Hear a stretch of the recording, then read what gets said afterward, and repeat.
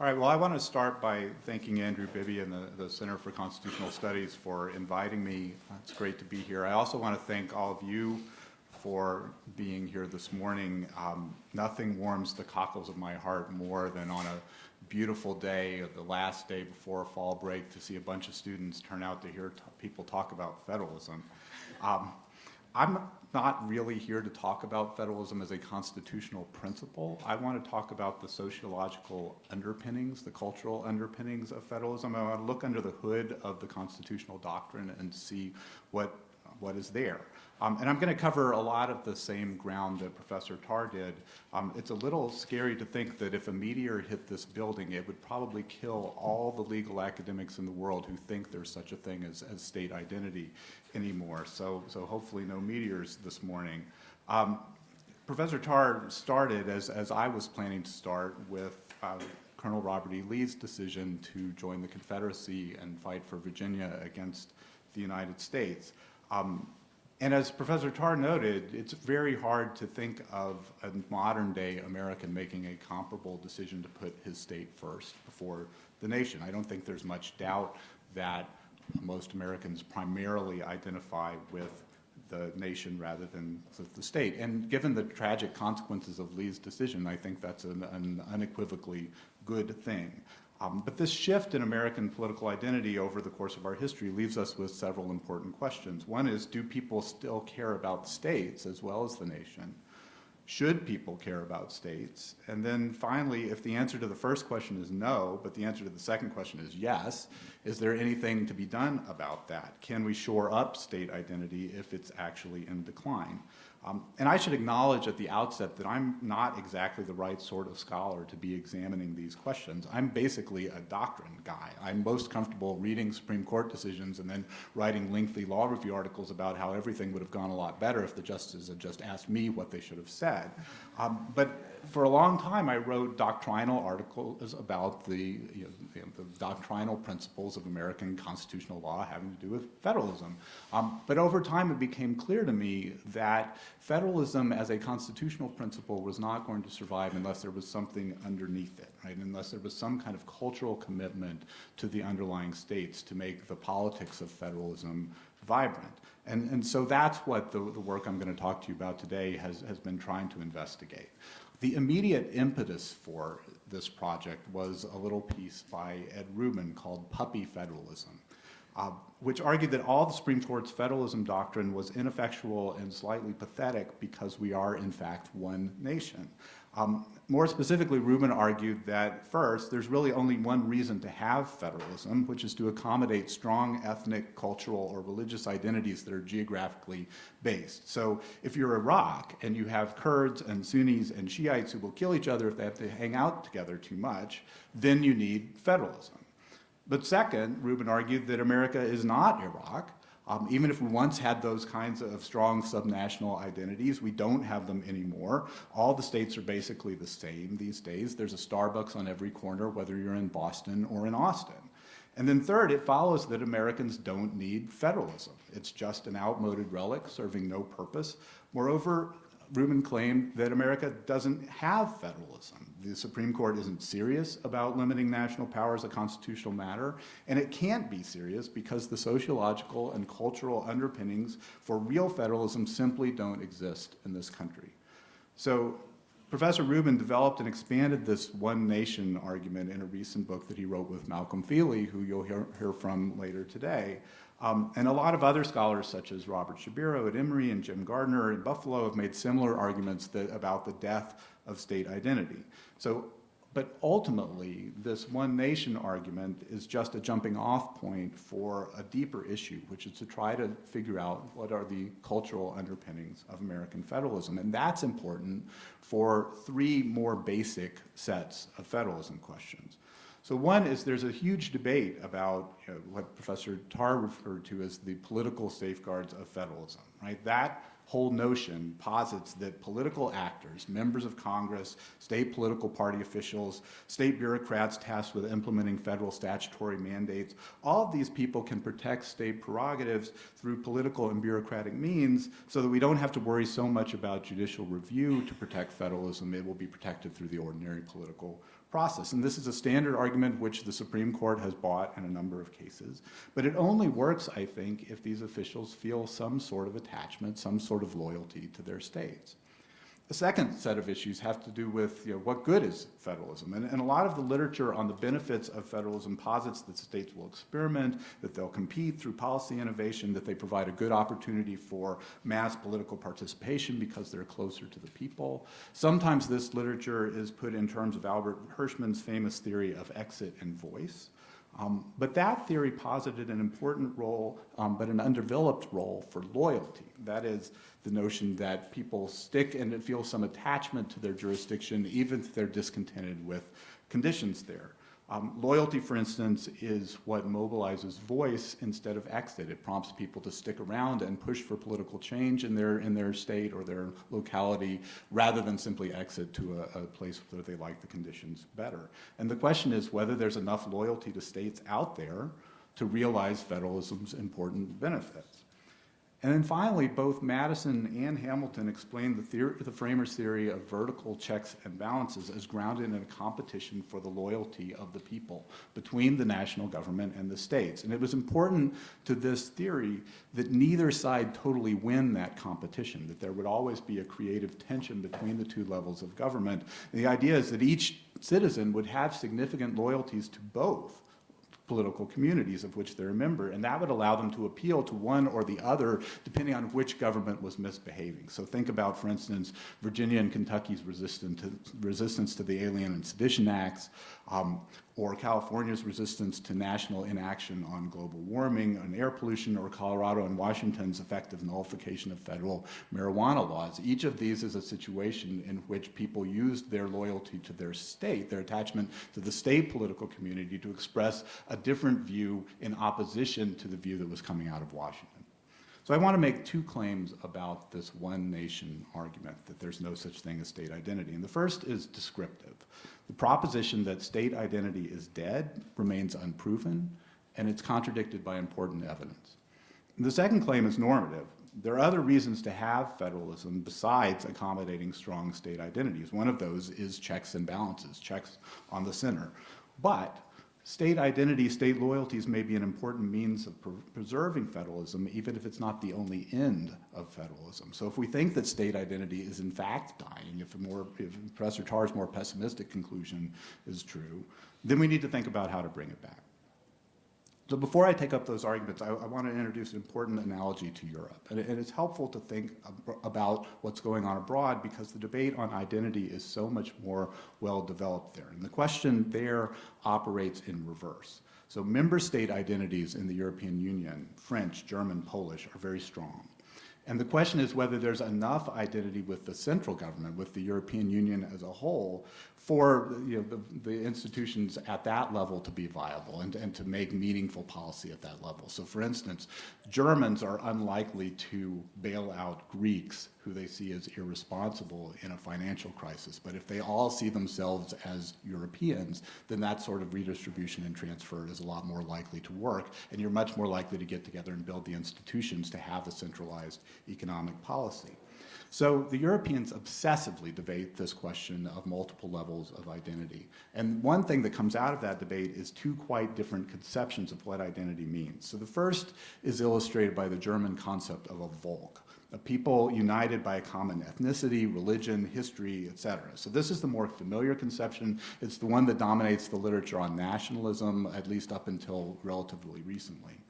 But the second conception is associated with theories of civic nationalism or constitutional patriotism, which de-emphasize these ethnic and religious ties and instead emphasize a common attachment to certain political principles, so fundamental human rights, for instance. And I think this is a lot closer to the American national story, which has had an identity that's built primarily around a set of commitments to the values of the Constitution and the Declaration of Independence. There is no American Volk in the older sense.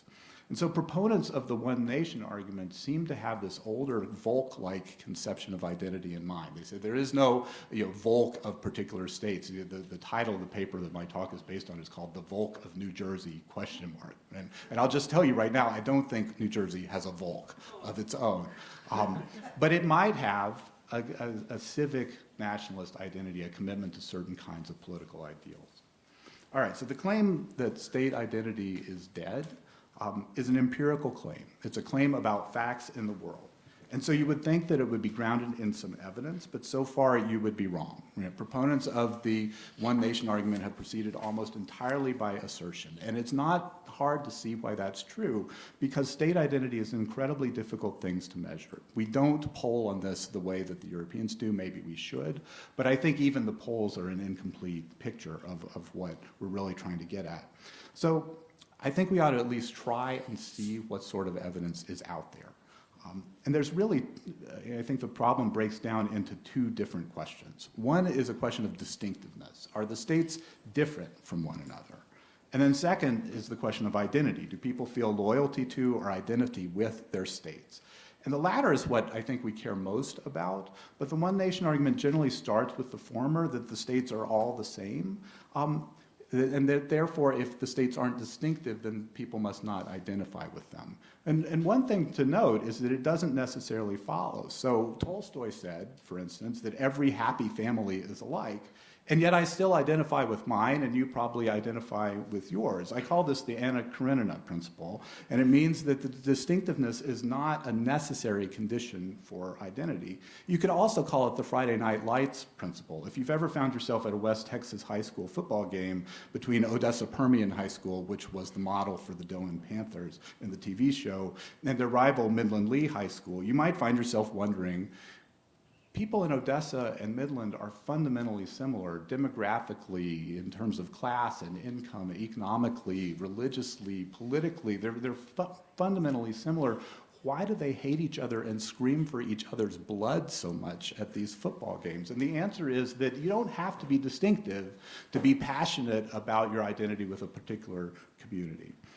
Nonetheless, I am willing to hypothesize that people are less likely to feel strongly about their states if they're perceived as all the same. If there's really a Starbucks in every corner, there's a Gap and a Barnes & Noble, and you can't tell where you are because everywhere feels identically.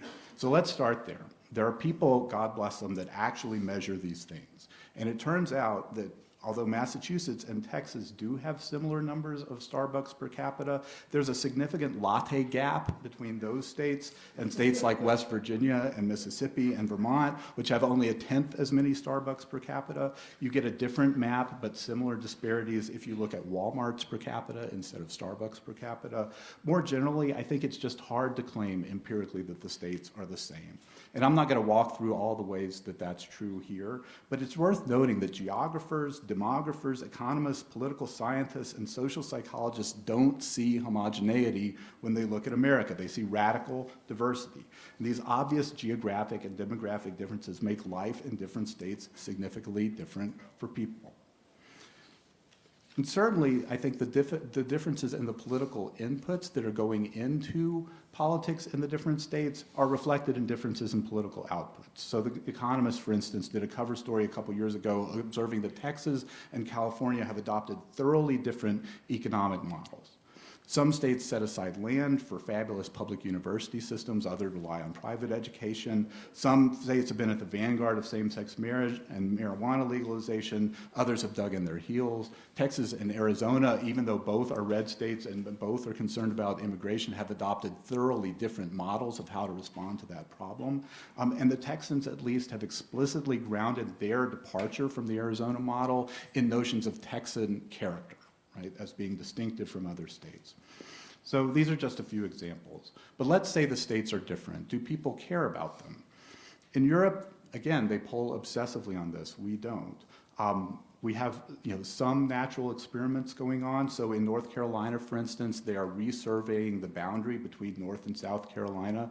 They're using GPS now, when in the old days it was take 10 paces toward that tree and then turn left. And you get a somewhat different result. There are about 70 people who thought that they had lived in South Carolina, but they're actually North Carolinians. Some of them are pissed.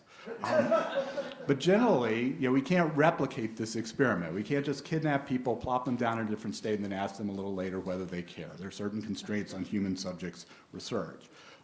So I've tried to come up with some proxies to determine, at least get some insight into whether people care about their states. So what do states do to maintain a distinctive history and communicate it to the next generation is one. To what extent do states have a distinctive political culture that you can measure?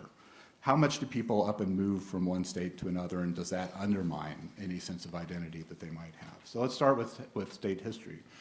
Texas is a state that's gone to great lengths to maintain a distinctive history. So at the beginning of the 20th century, Texas progressives very deliberately reoriented Texas history away from the common Southern narrative of the lost cause and how sad it was that Pickett's charge didn't make it, how, we really should have won that war, and now we're just unhappy about that. The view in Texas around the beginning of the 20th century was that it was all kind of depressing, and it wasn't exactly likely to motivate anybody to move to the state and start a business and employ people and things like that. And so we needed a different story to tell about ourselves. And up to that point, nobody had made very much of the Texas Revolution and the period of independence. The Alamo was in disrepair. They weren't sure where the heroes of the revolution were buried. And so there was a very deliberate effort to reorient the way that Texans were taught about their own history. So they restored the Alamo and made it into an attraction. They literally dug up the body of Stephen F. Austin, one of the founders of Texas, and moved it with great fanfare to the Texas State Cemetery in Austin and reburied him, right? And they came up with a much more distinctive narrative. And I think this is the sort of things that political communities do to maintain themselves. Throughout the literature on nationalism, there's an emphasis on the education of the young and the importance of the narratives that we tell ourselves about the community that we are and where we came from. Every state in the Union mandates the teaching of state history in the public schools. In North Carolina, where I live now, requires a year-long course on North Carolina history and geography in elementary school, and another year-long course on North Carolina history in middle school. And these kind of requirements have actually increased, not decreased, over the last century. And I think these are bound to have an impact, but more importantly, the fact that political professionals who have a limited agenda and need to focus on things that actually matter think that this is worth concentrating on and increasing suggests that there's some sort of concern for identification with the state. What about state political culture? There is an extensive social science literature on state political culture. So leading study looked at survey data on personal, ideological, and partisan identification broken down by states over several decades, controlling for all the demographic characteristics that you'd think would dominate these identifications. The respondent state turned out to be as important as characteristics like religion or race. The study concluded that states are active and meaningful political communities whose electorates have distinctive preferences, not just collections of atomistic individuals. More generally, one thing I've realized is that the assumption that America is one homogeneous mass seems to be unique and limited to legal academia. So political scientists don't think this. There's a big literature empirically testing and often confirming the influence of Daniel Elazar's state political subcultures. Historians don't think so either. People like David Hackett Fisher have traced the formative influence of migration patterns on political culture in the states. Social psychologists have drawn maps of different psychological profiles by states. Economists don't think we're homogeneous. Instead, they write a lot about diverging regional patterns of development and their potential impact on politics. Last thing to consider is mobility. So one of the big reasons that people doubt that there's any meaningful state identity left is that we perceive our nation as an increasingly mobile society. That's not a perfect proxy for identity.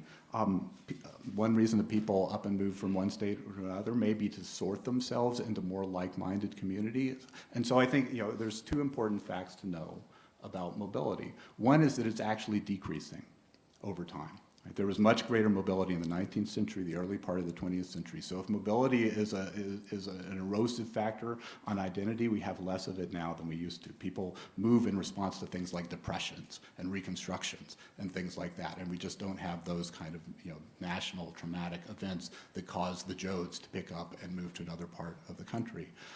The second thing to note is that the sort of mobility that we have may be materially different. So a lot of demographers have said that we have more moves of choice now We have more people moving to places where they think that things will be more congenial to them in terms of the culture and the politics, and not simply a place that they can find a job or more fertile land or something like that. And to the extent that people are moving to sort themselves, then you would expect mobility to increase identification with the political community that they end up rather than decrease it. All right. So let me just close by talking briefly about what is the relationship between state and national identity. So Professor Tarr and I both started with Lee, and the notion of that story is that state identity trades off with national identity. And this, I think, is why a lot of people find the notion that you might identify with your state kind of scary, and that it would undermine the sense that Americans have a national community and can all work together on solving problems. But it's important to recognize that there's a quite different conception of identity that is cumulative rather than a zero-sum game. So this was Edmund Burke's view of identity. He wrote in the Reflections on the Revolution in France that to be attached to the subdivision, to love the little platoon we belong to in society, is the first principle, the germ, as it were, of public affections. It's the first link in the series by which we proceed toward a love to our country and toward mankind. So you start by loving your family, and then you love your town and your school and maybe your church community, and then you start branching out to the broader community of your state and ultimately to the nation and maybe to some cosmopolitan identification with mankind as a whole. But the idea is that these closer identities are easier. They train you to be someone who forms attachments, but they don't keep you from forming attachments to the broader groups. And I think that's consistent with most of the contemporary sociological and psychological literature on identity, that most people have multiple identities that they employ and draw on in different parts of their lives. And so I think it's also confirmed in what you see out there in society. So if you think about people who care deeply about their states, those are often the same people who care deeply about the nation. I'm probably care about a particular state more than almost anyone I know, but I'm also one of the most nationalistic people I know. If you think about the South as an area that is particularly attached to its states, you also have very high levels of military service and other demonstrations of national patriotism in the same region. So I think that tends to confer the idea that identity might be cumulative rather than a trade-off. And I think that's terribly important in an era where there's so many different identities that are far more divisive than attachment to a state. The nice thing about state identity as something that people can feel an attachment to is that it cross-cuts things like ideology and race and ethnicity and religion. And it gives people who differ in all those ways a ground on which they can come together and form common ground. And I think that's not scary. That's reassuring. So I just want to close with one more story, and it's a story from my summer vacation at the beach in Georgia with my in-laws who live in Dayton, Ohio. So at one point, my sister-in-law and her husband disappear for a couple hours, and we all thought, well, this is great. They're getting some time alone away from the kids. Hopefully they're having a date together. They come back, and it turns out that they've gotten tattoos. And what have they gotten tattooed on them? They've both tattooed on their wrists the outline of the state of Ohio, right? The state of Ohio, not one of the classic identity states. It's not Texas, it's not Hawaii, it's not Utah, it's Ohio, for gosh sakes. So go figure. Like I said, reports of the death of state identity, I think, are greatly exaggerated. Thank you.